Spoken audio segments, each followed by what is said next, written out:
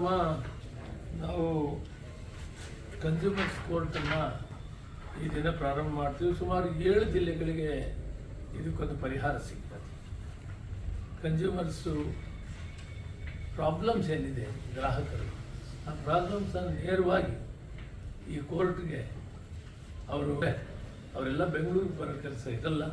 ಅವರು ಇಲ್ಲೇ ಅವರ ಅಹವಾಲುಗಳನ್ನು ಸ್ವೀಕರಿಸಿ ಅವರಿಗೆ ನ್ಯಾಯ ಮಾಡೋದಕ್ಕೆ ಇವತ್ತು ನಮ್ಮ ಜಿಲ್ಲಾ ಉಸ್ತುವಾರಿ ಸಚಿವರಾದ ಸತೀಶ್ ಜಾರಕಿಹೊಳಿ ಅವರು ಮತ್ತು ಈ ಭಾಗದ ಶಾಸಕರು ಮತ್ತು ನಾವು ಮತ್ತು ಲಕ್ಷ್ಮೀ ಹೆಬ್ಬಾಳ್ಕರ್ ಒಟ್ಟಿಗೆ ಸೇರಿ ಈ ಕಾರ್ಯಕ್ರಮವನ್ನು ಇವತ್ತು ಮಾಡ್ತಾ ಇದ್ದೀವಿ.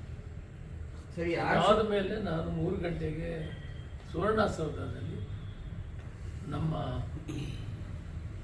ಬೆಳಗಾಂ ರೆವಿನ್ಯೂ ಡಿವಿಷನ್ ಬರುವ ಎಲ್ಲ ಜಿಲ್ಲೆಗಳ ಡಿ ಡೆಪ್ಯೂಟಿ ಡೈರೆಕ್ಟರ್ಸು, ಆಮೇಲೆ ನಮ್ಮ ಇಲಾಖೆಯ ಮೌಲ್ಯಮಾಪನ ಇಲಾಖೆಯ ಅಧಿಕಾರಿಗಳು ಮತ್ತು ಫುಡ್ ಕಾರ್ಪೊರೇಷನ್ ಅಧಿಕಾರಿಗಳು ಎಲ್ಲರನ್ನೂ ಒಟ್ಟಿಗೆ ಕರೆದಿದ್ದೀನಿ.